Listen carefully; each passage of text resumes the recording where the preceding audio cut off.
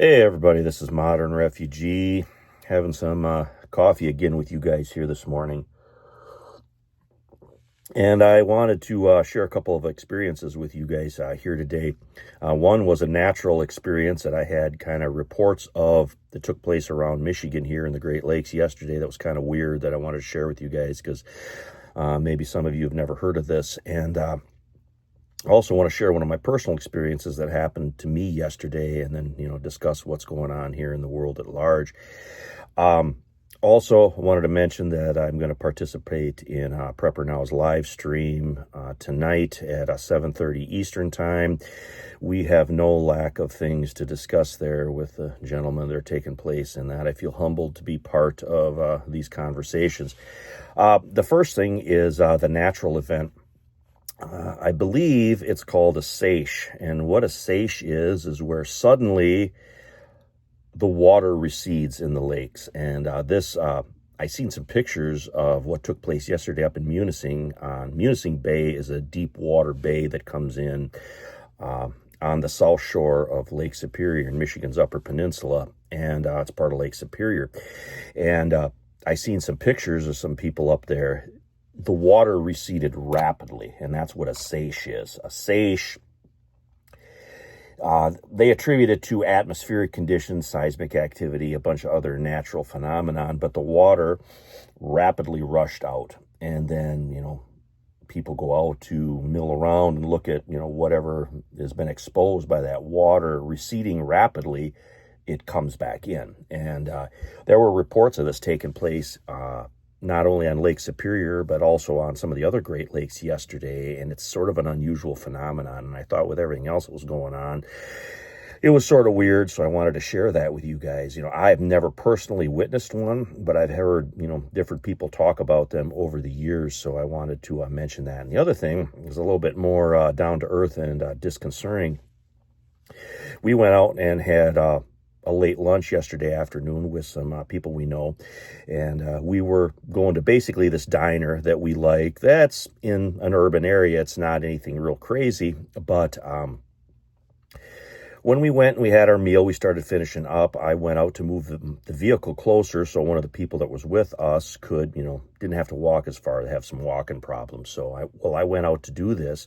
I was completely surprised to see that a crew, and I say crew because I believe it was a crew of homeless people kind of moved into that street in that area. And we have never witnessed this at this particular place before.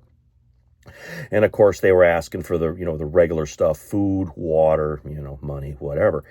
And, I immediately recognized the danger because they were all males between the ages of, I'm going to say, 25 and maybe 55.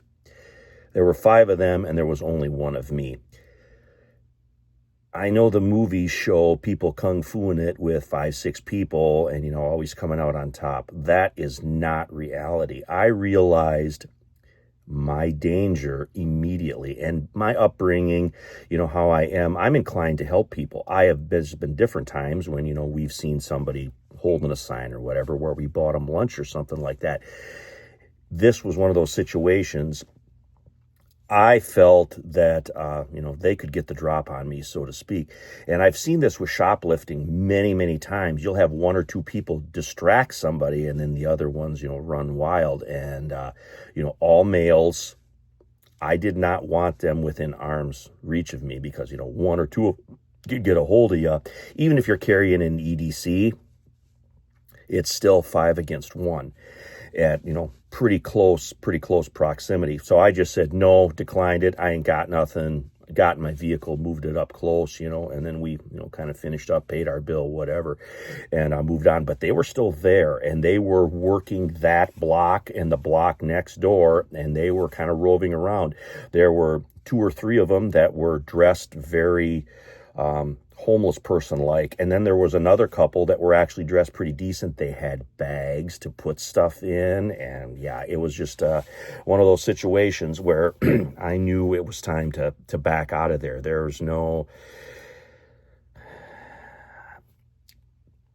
sometimes you have to realize your danger and get out of that situation. It's not always, tactical withdrawal is a thing. And, that's basically what I wanted to mention with you guys. Well, then meanwhile, we were wrapping up everything on that. We grabbed a few groceries and we were heading home. We heard about what took place over in the Middle East. And,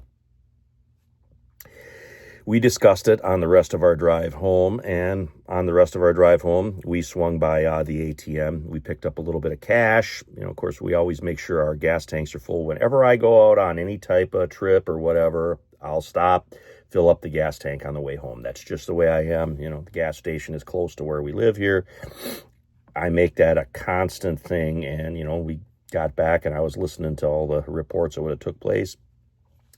I am now kind of switched on to my observation stage. I did a video way back in the day about, my DEFCON levels, so to speak. I'll put a link in the description for that video. When some things take place, I will typically withdraw from active prepping. I do active prepping when things are good, and when things don't look so good, I kind of withdraw and go into an observation stage where I just kind of keep an eye on, what's going on, and then make my plans accordingly, basically. And that was one of those things with everything else that took place yesterday. It was one of those things, it's time to fall back into the observation aspect of it. Because anything can happen because of these events. There's repercussions for these type of things. And I think the one that is most probable over here in North America is some type of cyber disruption. Whether it's disruption in utilities, whether it's disruption in banking, the debit cards that everybody uses, there could be disruptions, in medical. I've seen multiple disruptions in the medical system because of hacking and cyber incidents. Banking, of course, is always a big one. There's all different means of payment with, debit cards and whatnot. These all run on satellite uplinks, but I've seen it where like EBT cards go down, the cards that people use for their food stamps and that kind of thing. I've seen those systems go offline for a couple of days. So now you have the people that have the least amount being able to get nothing. So you can see the potential there for, problems, people getting unruly and whatnot. I have seen it where, certain stores have been down for several hours during busy periods.